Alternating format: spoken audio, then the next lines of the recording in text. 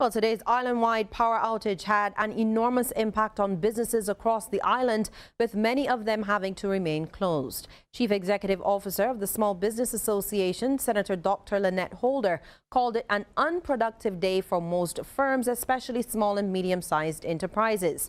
She says with other utilities like the internet, telephone and water also being impacted, there was a definite loss of revenue. Not only did we suffer from the power outage, but that then had a rippling effect on the water supply and, by extension, our telephone service. And as you know, most SMEs rely on the use of cell phones to transact their business and Wi-Fi, and the Wi-Fi connectivity was out for the better part of the day in most places that we consider to be areas of economic activity, and therefore it has really been an unproductive day. Senator Holder says the outages are happening far too frequently and it's time to talk compensation for customers. When there's a need or when there's an issue with the rate hearing, they'll be out calling for and making the case why the rate should increase. I am of the view that in circumstances like the one we saw today and others, as I mentioned before, there should be some sort of compensation provided to consumers. 2018 has been described as a very, very hard year for one of the island's leading insurance companies. This is according to Chief Executive Officer of the Insurance Corporation of Barbados Limited, Jeff Scott. In a recent interview with the Business Report, he says that while the financial year 2018 to 2019 was hard, things are looking up.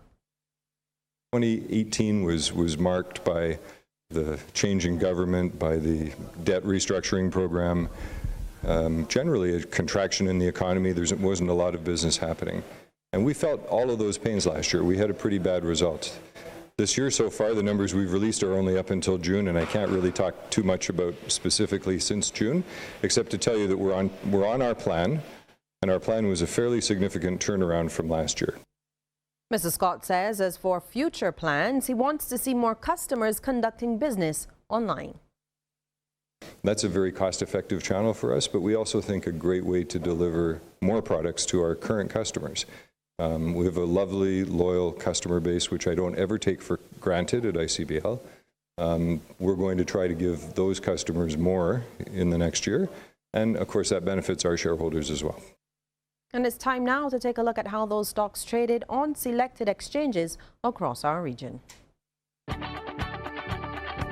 In Jamaica, Sagicor Select Funds Limited Financial was the volume leader with 12,420,552 units. In Trinidad and Tobago, JMMB Group Limited was the volume leader with 300,000 shares changing hands, all for a value of $750,000. And here in Barbados, Sagicor Financial Corporation Limited was the sole security trading 8,122 shares at $2.92 each.